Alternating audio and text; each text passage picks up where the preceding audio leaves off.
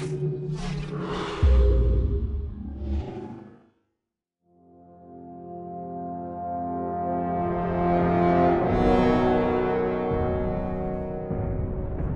map pack in some ways is one of our first full direct Halo game projects.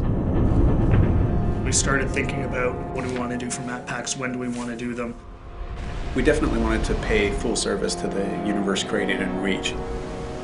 One big consideration when we were working was how do we fit this to the fiction? All these maps are unique from the story standpoint of being places that are snapshots around the Reach universe as Reach is falling.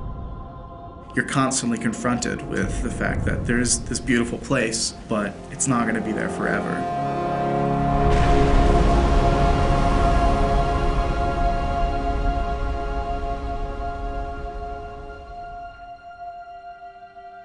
Coming up with the sort of spectrum for a map pack is a really straightforward business and at a very high level. You just say, what do we already have and what do we need to kind of flesh things out? Everyone on the right side is working on super top secret stuff I can't talk about. And then everyone over here is also working on super secret stuff. Certain Affinity, we're an independent developer. It's kind of spread out where we have our down here in Austin, Texas. In little pods. We're about 50 people now. That team has a lot of experience with the engine, a lot of experience with Halo. Incredible Halo fans, obviously, because so many of them have been involved in the games before. On Halo 1, I ended up doing the user interface. Halo 2, I shifted to development. On Halo 3, I was multiplayer online lead. So right from the get-go, we worked really closely with the publishing team at 343 to identify maps that would make sense in the context of Reach. Example of the overgrown stuff that we're talking about. It was great because CA was crazy passionate. Like, these guys just showed up with a huge list. And it was more a question of just, okay, well, we can only make so many of these, so, you know, let's get to ones that we think kind of fit the fiction, fit the flow. There was a lot of exploration and a lot of collaboration between the two groups. One idea that came to mind was, wouldn't it be awesome to have a multiplayer map that you can see the planet getting glass below you? Condemned takes place high above Reach on a space station, somewhat decimated by Covenant attack. So when we started Condemned, we wanted to make a map that was really fun for close range, but still had some long range sniping stuff in it. We're looking at Lockout specifically. What are some of the characteristics about Lockout that we think are so fun, and how can we take some of those and do them in a completely new map? Something that really pulls infantry together in a really tight environment. It is a circular map. You know, how do we prevent people from just getting in this habit of going in a circle and never meeting each other? The low grav center, which we experimented with a couple different ideas on, starting this one spot where no matter where you are on the map, you can always get to the action quickly, or you can always get across the map quickly. It does change your gameplay style and things you need to do. You're kind of a sitting duck when you're sitting out there in low gravity, floating around. I remember at one point there was a giant energy beam that would come down, and if you were standing on that center platform at the wrong time, you would get blasted to smithereens. It was just encouraging people not to go into the center of the map, which is the exact opposite of what we wanted to do, so we just removed it. The earlier stages of the art pass were dark and much more creepy. If it's dark and industrial, it's really easy to get lost. So over the course of development, we decided to brighten this space more. And make it still retain a lot of the character we originally wanted, but to make it work. On a really tight map like Condemned, it's critical that the player is able to orient themselves. It actually came down to a lot of art coming in and helping us out and doing color-coded rooms. In the comm room, there's actually a big hologram establishing where it's been damaged and that it had been abandoned. Thinking about it like a facility that you would be in, you know, what kind of signage would be around that would help you navigate an airport or a hospital or a military base. One of the effects which we iterated on the most was the shield door effect. We couldn't make it look like a shield from any other shield effect that you have in Halo because that would communicate a certain functionality. We had to design a new one, and we went through probably 4 or 5 different iterations. Some were way too strong and way too distorted because people want to be able to stand and shoot through the reactor core, so we couldn't do anything that would really obstruct the view. I think it's going to be really fun when people play it the first time and they think they can go their old camping routines with the shield door and they just get a sticky grenade right in their face and they're going to drop. At the end, I feel like we have a map which has a lot of mood in each of the spaces and really feels unique, not just in and of itself, but to the rest of all the maps that are within the Halo franchise. We're looking at the story and the fiction, and we really want all of our maps to be set in very distinct locales. Islands is a military training preserve where certainly Spartans did some training. You have the guard tower in the middle, judging the war games. The Pelican crash landed that had a bunch of Spartan 2s on it. The Covenant coming in and glassing the entire planet. The lighting for Highlands was really based around the idea of a forest fire. The closest thing we could come up with to glassing, nearby glassing.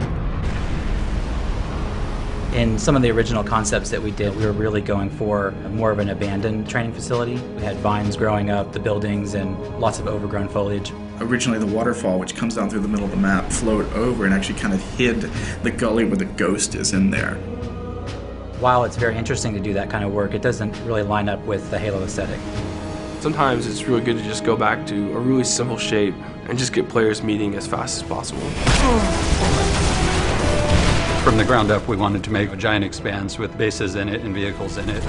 What's the flow of the vehicles going to be? How are they going to move across the map? And then how, on top of that, are the infantry going to move? We made it big because we wanted it to be very vehicle focused. One of the reasons I think it works well as objective is you have so many different options to how to get from point A to point B. It's a weird hybrid of Blood Gulch style map kind of as a foundation, but mixed with these much more complex infantry spaces and these tighter spaces and all this verticality. But also having a variety of different locations that you can kind of hide and sneak and kind of make your way through the map and hopefully find the other person before they see you in the sights. Definitely speaks to the Halo of yore.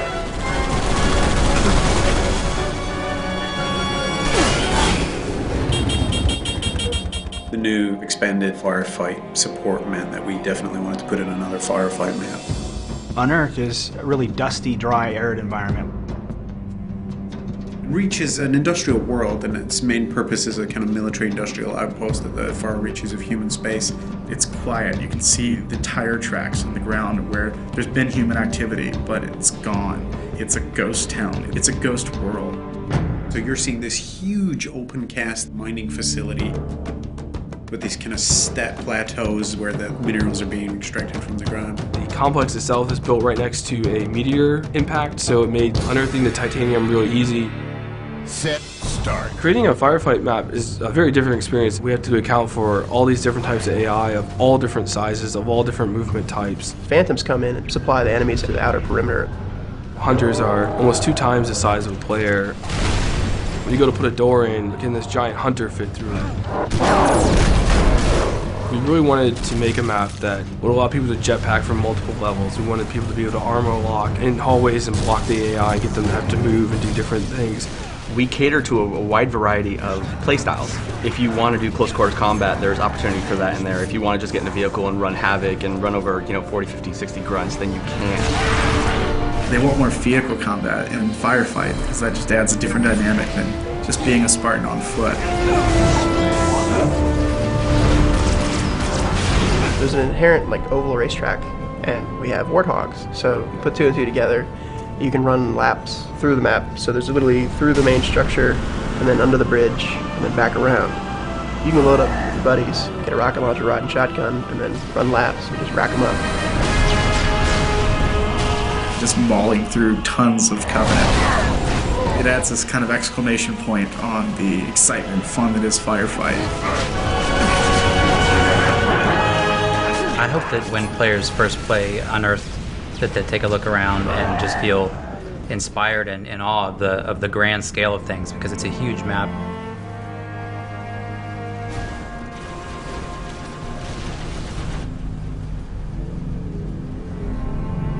Unearthed is the calm before the storm. Highlands is the storm itself, with all the Covenant ships and the glassing that's happening right there on your doorstep. And then with Condemned at the very end, watching it all kind of go up in flames.